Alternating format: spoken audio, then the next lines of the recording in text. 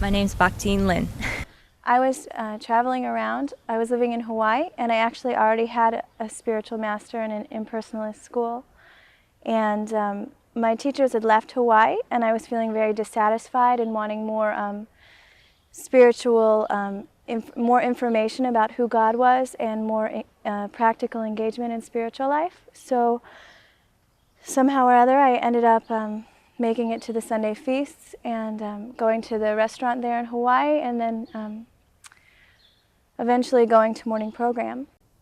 It's a click, it's a connection, it's a relationship. That's the important part of the disciple-guru relationship, is that word right there, relationship. It's very personable. And like, you can't have a relationship with someone who doesn't know you're in the relationship with them. I could, if I was, say I had a crush on a boy, I couldn't say that I was dating that boy unless there was that connection there, unless we made an agreement with each other that yes, we are together. And you have to have that feeling and that faith and that conviction in that person.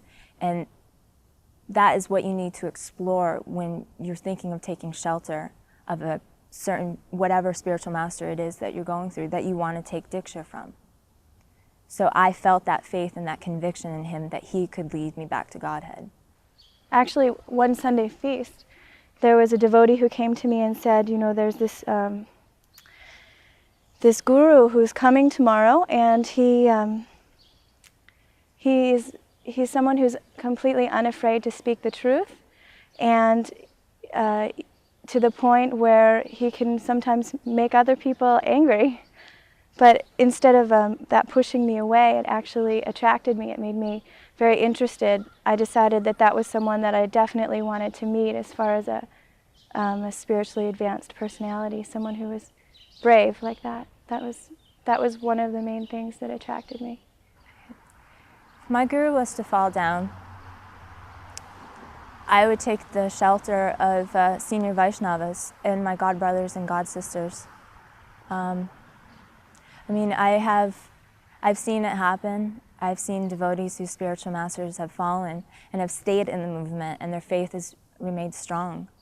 But ultimately, I would have to take the shelter of my senior god brothers and god sisters and senior Vaishnavas to help me with whatever doubts maybe I was feeling. But to help me keep my faith strong, I would take shelter under them. Well, we talked about the Ritviks. I wanted a personal relationship with the spiritual master. I wanted someone who could see my anarthas and free me from them. I wanted someone who could extricate me from my own material delusion and who knew me well. And that requires a personal relationship, not simply a relationship with a book. Well, Shiksha is always there. The Diksha is the formal connection with the Parampara. But Shiksha will always be there. Shiksha through Srila Prabhupada, Shiksha through other Vaishnavas. So I would still be connected to the Parampara. That's not a question.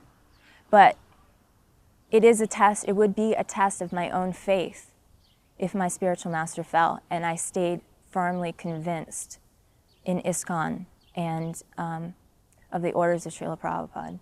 For myself, at least, there's impediments to my being able to hear properly.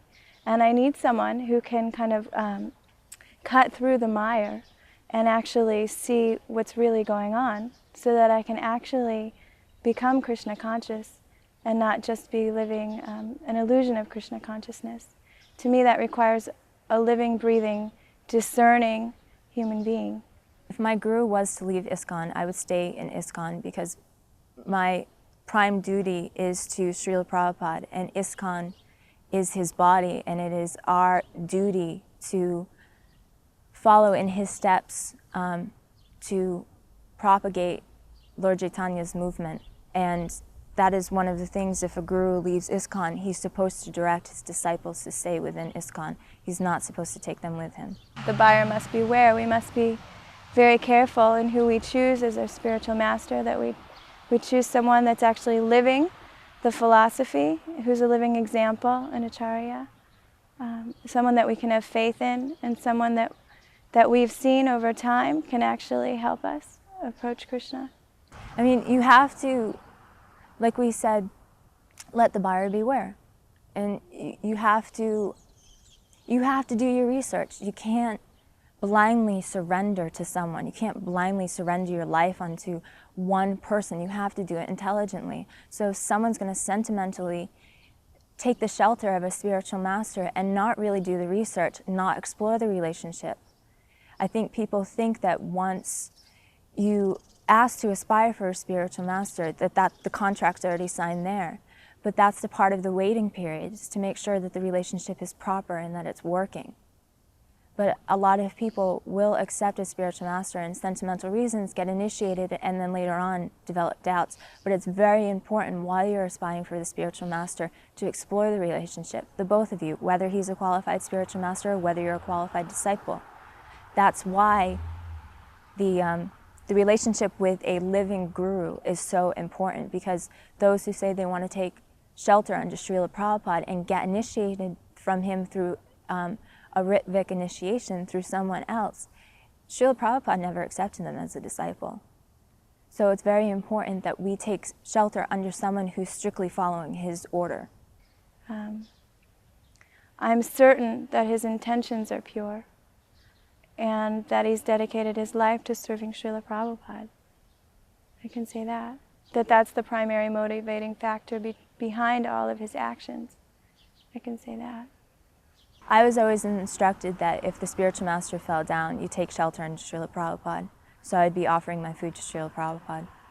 I had one teaching that I studied with for 7 years, but I met about 20 different spiritual masters over a period of about 15 years.